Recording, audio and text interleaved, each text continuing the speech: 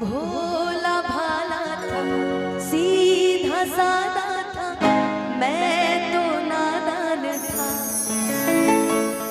दुनियादारी से होशियारी से मैं तो अनजान था।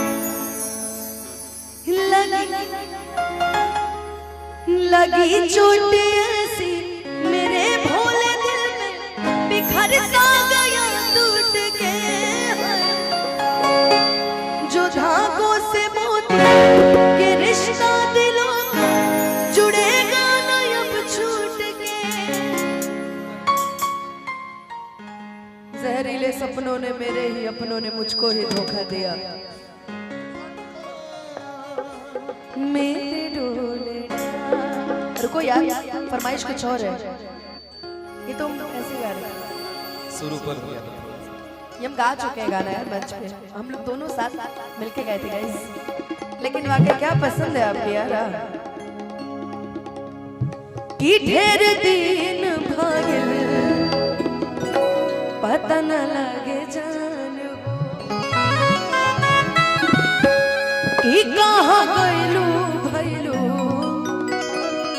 ईद के तो चांद हो। कि अब हमारा पना तहरा प्यार आवता। कि अब हमारा पना तहरा प्यार आवता।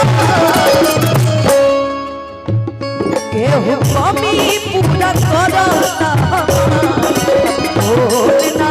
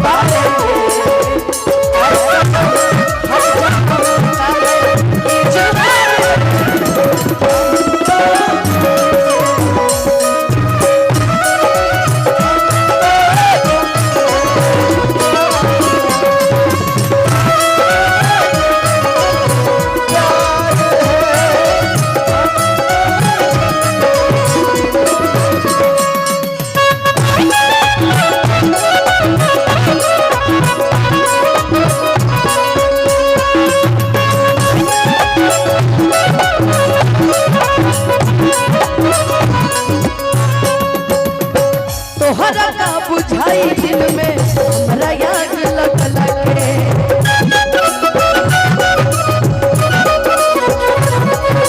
जीते जीवा देलू अपना तू पगला के।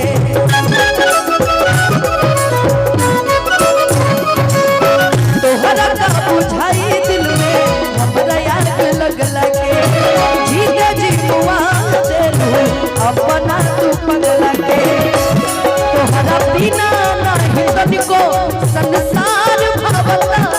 तोहरा बिना नहीं तनिको संसार भावता। देखो समय बहुत ज्यादा हो गया, यही से ये गीत के आखिरी लाइन में कि जाही के रहे तो तू काहे खाती आइलू। कि हई मयंक के प्यार के मतलब कहे के सिखैलू। कि तोहरा यार अनुपमा के बार बार आवता। कि तोहरा यार अनुपमा के बार बार